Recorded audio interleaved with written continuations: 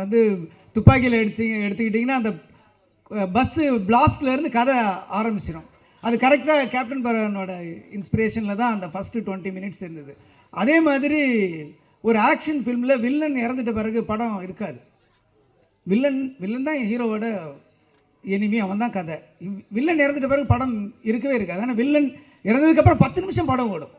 அதுதான் எனக்கு திருப்பி ரமணாவில் இன்ஸ்பிரேஷன் ஆச்சு. ரமணாவில் வில்லன் இறந்த பிறகு திருப்பி 10 நிமிஷம் இருந்துச்சு. ஏன்னா பார்ப்பாங்க அப்படின்ற ஒரு நம்பிக்கையை வந்து எனக்கு அந்த படம் கொடுத்தது. அவ்வளோ பெரிய பிரம்மாண்டம், ஒரு ஆச்சரியமான ஒரு பிரமிப்பை அந்த படம் கொடுத்துச்சு.